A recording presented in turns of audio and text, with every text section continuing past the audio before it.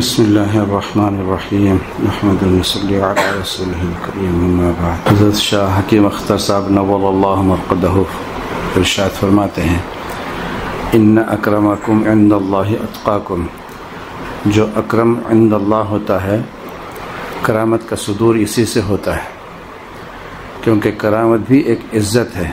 تقوی کی برکت سے کچھ نہ صحیح اللہ اس کی تقریر میں جادوگری اور سحر بیانی ہی دے دیتے ہیں، یہ کرامت ہے۔ فجر پڑے گا جونسبرگ میں اور ظہور ہوگا بیت اللہ میں، ایسی قوت بھی اللہ دے دیتے ہیں۔ جونسبرگ یہ ساؤتھ افریقہ کا ایک شہر ہے۔ مولانا رومی رحمۃ اللہ علیہ فرماتے ہیں کہ ابدالوں کے پر مثل جبرائیل علیہ السلام کے پر ہوتے ہیں، کیونکہ وہ بھی اڑ سکتے ہیں۔ ایسے بہت سے اولیاء اللہ ہوئے ہیں جن کا ایک قدم پاکستان میں ہے، دوسرا شام میں ہے، تیسرا بیت اللہ میں ہے، چوتھا روض مبارک مسجد نبوی میں ہے، لیکن دعوت اللہ میں جادوگری اور سحر بیانی جو ہے یہ کرامت اور کرامتوں سے افضل ہے، کیونکہ جو خود ایک قدم میں کعبہ شریف میں پہنچ گیا تو یہ کرامت تو ہے، لیکن یہ شخص ولی ساز نہیں ہے، اور جادو بیانی اور سحر بیانی سے بہت سے اولیاء اللہ پیدا ہوتے ہیں۔ لہٰذا یہ کرامت اور کرامتوں سے افضل ہے کہ جس کی برکت سے لوگ ولی اللہ بنے۔ اللہ کا دوست بننا اور بندوں کو اللہ کا دوست بنانا یہ عظیم الشان کرامت ہے، اور یہ اس کے لیے صدقہ جاریہ بھی ہے۔ اگر کوئی ایک قدم میں کعبہ شریف پہنچ گیا تو اس کا یہ عمل صدقہ جاریہ کہاں ہے، لیکن اگر اس کے ذریعے سے بہت سے صاحب نسبت پیدا ہوئے تو ہر ولی اللہ جو اللہ کرے گا تو کیا اس کا ثواب اس پیر کو نہیں ملے گا؟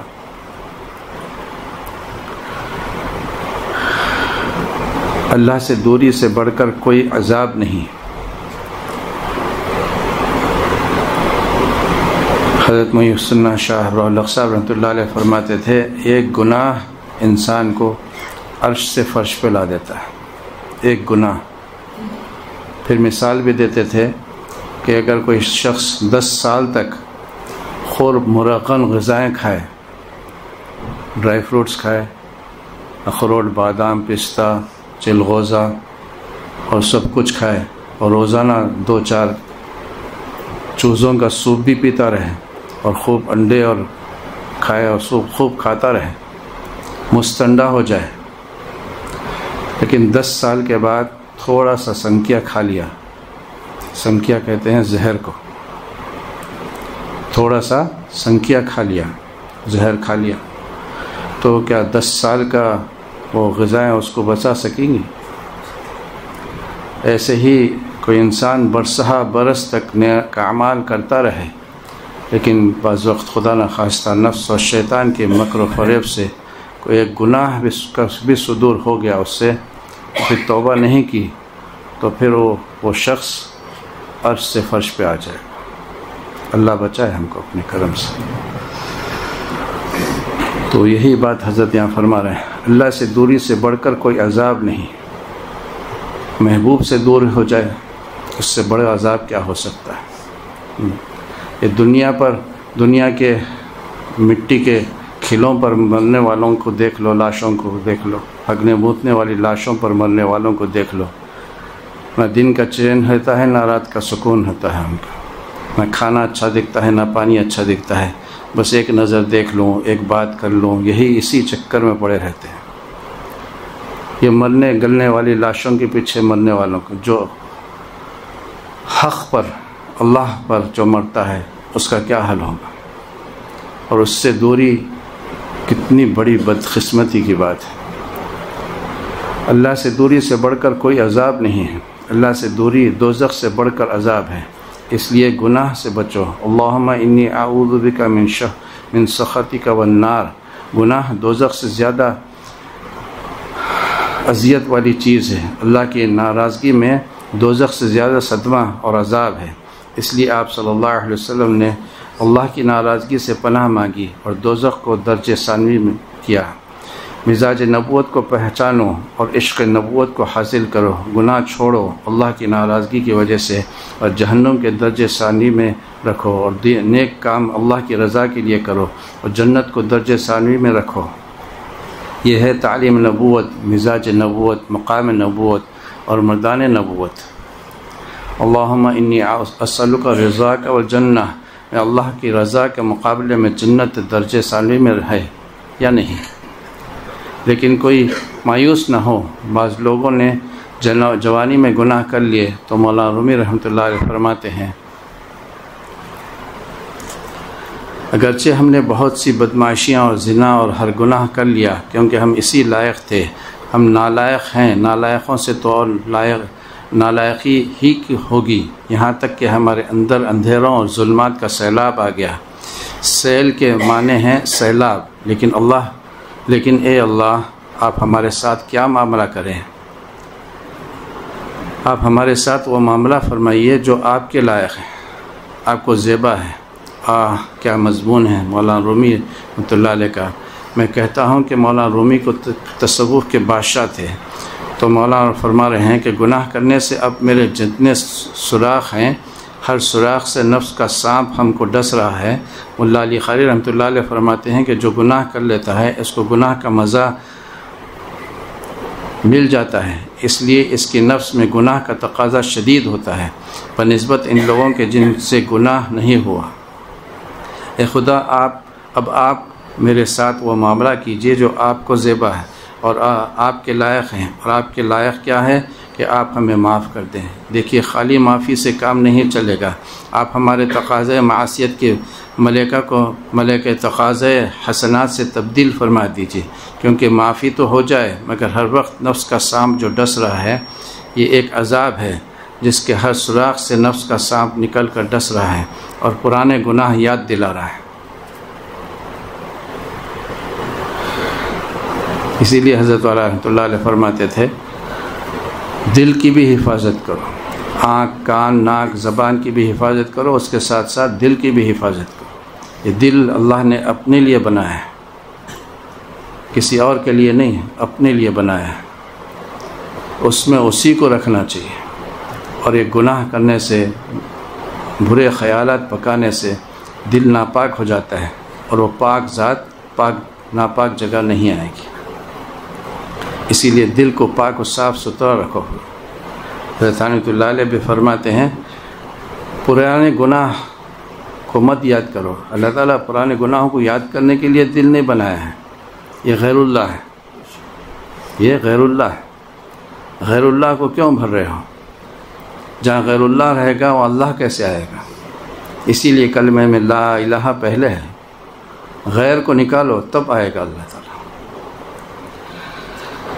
میرے جتنے روئے ہیں بال میں ہر سوراخ سے مجھے میرے نفس کا سانپ ڈس رہا ہے، پرانے گناہ یاد دلا کر نفس تقاضے عذاب دوزخ میں مبتلا کیے ہوئے ہیں۔ تو اس مضمون سے یہ حاصل ہوا کہ آپ ہم کو معاف بھی فرما دیجئے، اور میرے بال سے جو تقاضے نفس کی شرارتیں ہو رہی ہیں اس عذاب سے بھی نجات دیجئے، یعنی اپنی یاد میں غرق فرما کر لذت قرب سے نوازش فرما دیجئے، یعنی اپنی یاد میں غرق فرما کر لذت قرب سے نوازش فرما دیجئے، اور لذت معصیت سے قلب کو جو مانوس ہو چکا تھا اس کا انس ختم کر دیجئے، تاکہ ہم آپ کے قرب سے مانوس ہو جائیں اور آپ کی دوری سے ہم مانوس نہ رہیں۔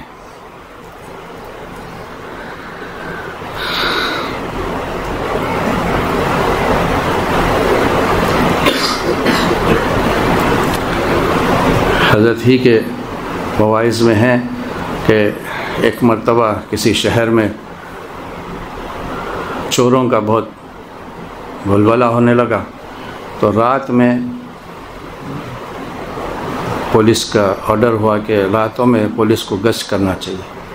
تو ایک دن 12 بجے رات کو پولیس گشت کر رہی تھی، ایک آدمی ادھر ادھر پھر رہا تھا، تو پولیس نے سمجھا کہ یہی چور ہے اور اس کو خوب مارنا شروع کیا، ڈنڈے لگانا شروع کیا۔ اس نے کہا کہ ارے کیوں مار رہے ہو مجھے؟ میں نے کہا تو ہی چور ہے اصل میں۔ تو پکڑ کے خوب پٹائی کرنے لگے، وہ بھاگنے لگا، وہ بھاگتے بھاگتے بھاگتے ایک دور جگہ جا کر ایک دیوار پہ سے کود کر ادھر چلا گیا، تو وہاں اس کا محبوب تھا، وہ محبوب اس کو مل گیا۔ تو وہ اب کہتا ہے کہ کاش مجھے اور پہلے مارے ہوتے پولیس والے ڈنڈے، تاکہ میرا محبوب اور مجھے پہلے مل گیا ہوتا۔ تو ڈنڈوں کا اب اس کو اثر نہیں رہا، محبوب سے ملاقات ہو گئی، ڈنڈوں کا اثر نہیں رہا۔ اللہ تعالی ہم کو بھی توفیق عطا فرما دے۔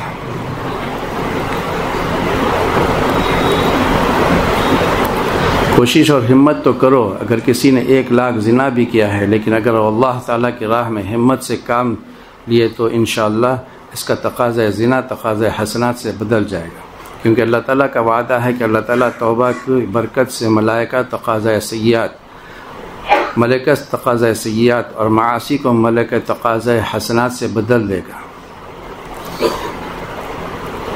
توبہ کی کتنی بڑی دولت ہے، کتنی زبردست دولت ہے توبہ۔ اللہ تعالیٰ نے اپنے کرم سے ہم کو ابھی عطا فرمائی ہوئی ہے، ابھی توبہ کا دروازہ ہمارے لیے بند نہیں ہوا، لیکن ہم توبہ کرتے ہی نہیں، اللہ تعالیٰ سے معافی مانگتے ہی نہیں۔ اللہ تعالیٰ ہم کو توفیق عطا فرمائے۔ یہ توبہ کی توفیق مانگنے کی ضرورت ہے۔ اہل اللہ فرماتے ہیں توبہ کی توفیق بھی مانگنے کی ضرورت ہے، اس لیے کہ اللہ تعالیٰ نے تو قرآن شریف میں صحابہ کے بارے میں فرمایا کہ ہم نے صحابہ کو توبہ کی توفیق دی، انہوں نے توبہ کی اور ہم نے معاف کیا۔ تو توبہ کی توفیق بھی ان کے پاس سے ہی آنا پڑتا ہے، ہم اپنے سے نہیں کر سکتے۔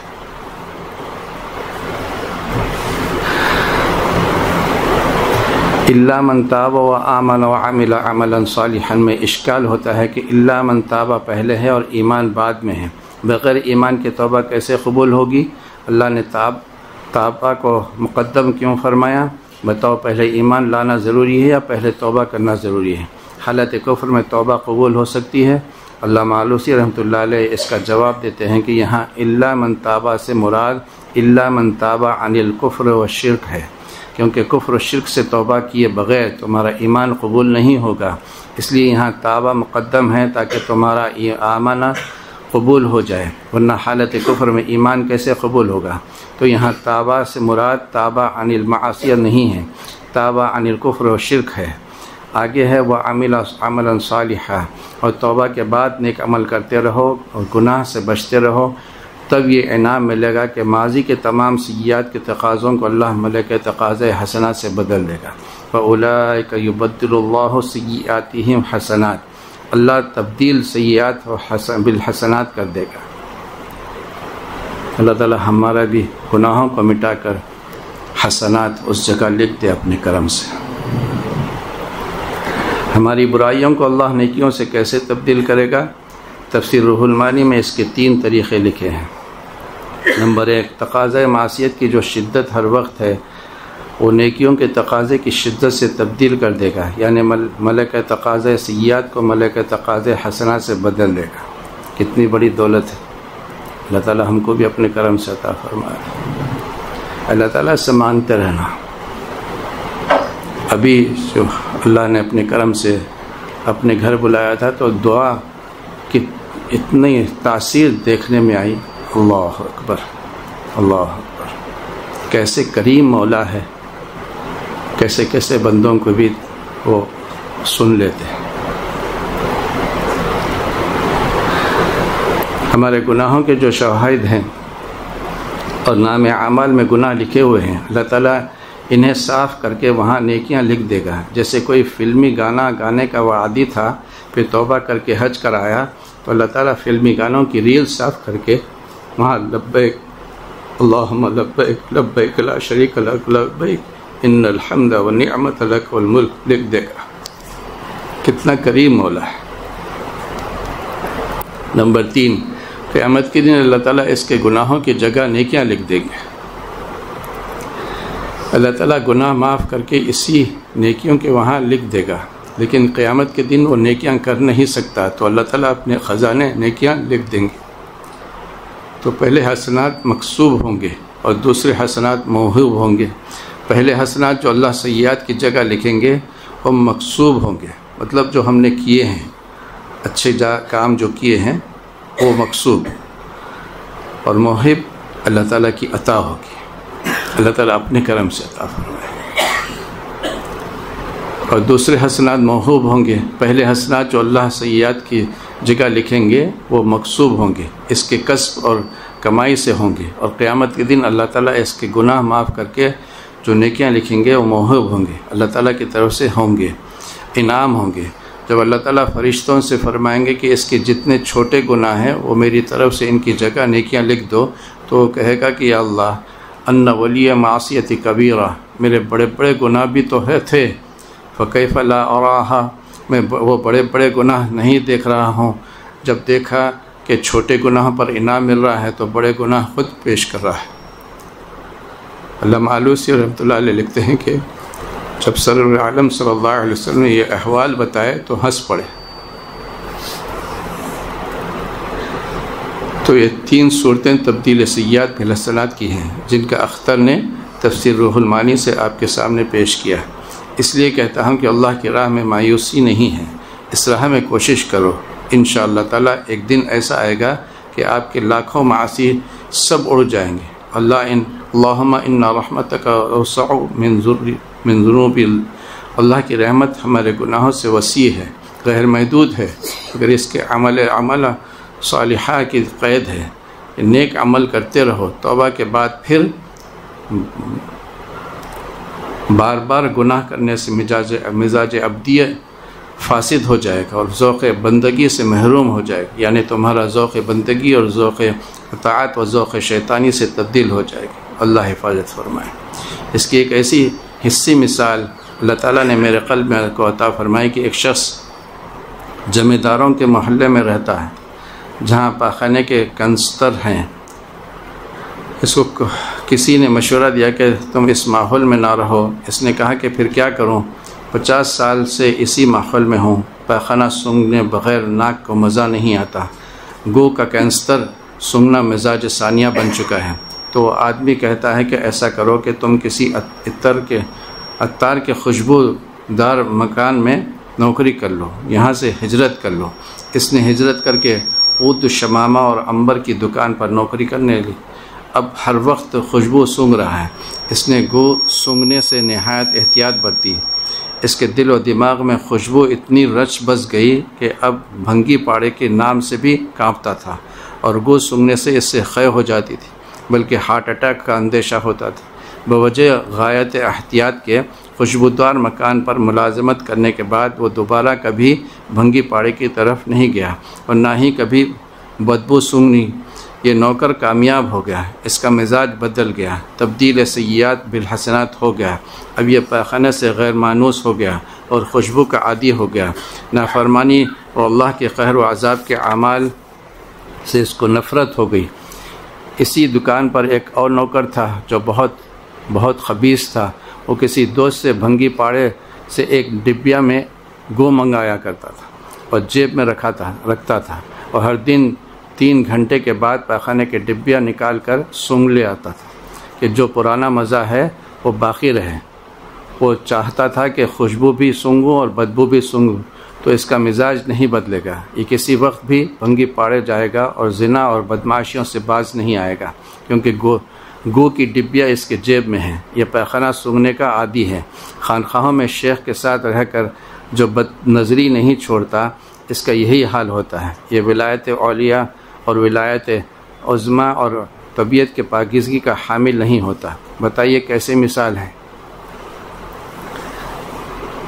آج صبح میں نے جو حدیث سنائی تھی کہ ایسی جگہ مت بیٹھو جہاں دھوپ بھی ہو اور سایہ بھی ہو. اللہ نے اس سے مجھے ایک سبق دیا کہ گناہ اور نیکیاں دونوں جاری مت رکھو. گناہ سے اندھیرے بنیں گے، نیکیوں سے روشنی بنے گی. تو دھوپ اور سائے میں اگر بیٹھو گے تو رسول اللہ صلی اللہ علیہ وسلم کی نافرمانی کی شکل بن جائے گی، جس سے تم ساری زندگی نافرمان رہو گے اور نتیجہ ارذل کے تابع ہوتا ہے. بتائیے حدیث شریف کا یہ مضمون ہے کہ اور یہ نصیحت کس مضمون کو اللہ تعالیٰ نے عطا فرمائی.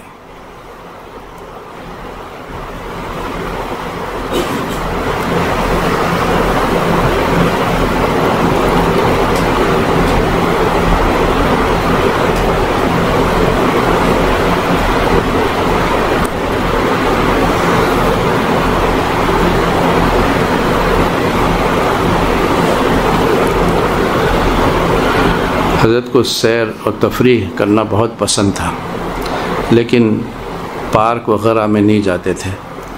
سمندر کے کنارے، نہر کے کنارے، وہاں ایسے مقامات پر حضرت سیر کرنے جاتے تھے جب کوئی نہیں ہوتا تھا۔ جب یہاں حیدرآباد تشریف لائے تھے تو بھی عثمان ساغر گئے تھے، لیکن کب گئے تھے؟ فجر جا کر وہاں پڑے تھے جب اس وقت وہاں کوئی نہیں ہوتا۔ فجر کے بعد حضرت کی بالکل پانی کے قریب مجلس ہوئی تھی، بالکل پانی کے قریب بیٹھ کر مجلس ہوئی تھی حضرت والا۔ ایسے ہی ساؤتھ افریقہ میں جھیل کے کنارے ارشاد فرما رہے ہیں، پانی جو واپس جا رہا ہے اس کا مزہ دیکھو، سبحان اللہ۔ ایک صاحب نے کہا کہ ذکر ہونا چاہیے، فرمایا کہ ایک بچہ ماں سے دور بیٹھا اماں اماں کر رہا ہے، اور ایک بچہ اماں کی گود میں گردن میں ہاتھ لپٹ کر لیٹا ہوا ہے، مگر اماں اماں نہیں کرتا، تو قریب کون ہے؟ آپ لوگوں کو بھی سمجھ میں نہیں آیا ہوگا، پھر دوبارہ پڑھتا ہوں تاکہ ذرا سمجھ میں آ جائے۔ حضرت یہ ارشاد فرما رہے تھے کہ پانی جو واپس جا رہا ہے اس کا مزہ دیکھو، سبحان اللہ۔ ایک صاحب نے کہا کہ ذکر ہونا چاہیے، مطلب وہ عام طور سے ذکر کا وقت تھا تو وہ ذکر کو یاد دلا رہے تھے، تو اس کی مثال حضرت دے رہے ہیں۔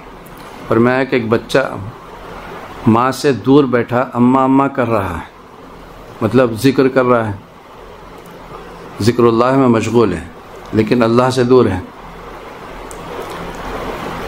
اور ایک بچہ اماں کی گود میں گردن میں ہاتھ لپیٹ کر لپٹا ہوا ہے، مگر اماں اماں نہیں کرتا، تو قریب کون ہے؟ اب تو سمجھ میں آیا؟ ابھی کسی اور ذکر کی ضرورت نہیں ہے، بس یہی دیکھو اور سمجھو کہ اپنے رب سے لپیٹے ہوئے ہو، جس کے دل و جان اور روح اللہ سے لپٹے ہوئے ہیں، وہ ذکر کرنے والوں سے افضل اور اعلیٰ مقام پر ہے۔ ان کے قلب اور روح کو کوئی نہیں دیکھتا کہ وہ اللہ تعالیٰ سے چمٹے ہوئے ہیں، بس اللہ کی قدرت کی یہی نشانی دیکھو اور سمجھو کہ اللہ تعالیٰ سے چمٹے ہوئے ہو۔ اہل اللہ ہر جگہ اللہ کو دیکھ لیتے ہیں، اللہ کو پا لیتے ہیں، ہر چیز میں ان کو اللہ نظر آتا ہے، ہر چیز میں ان کو اللہ نظر آتا ہے۔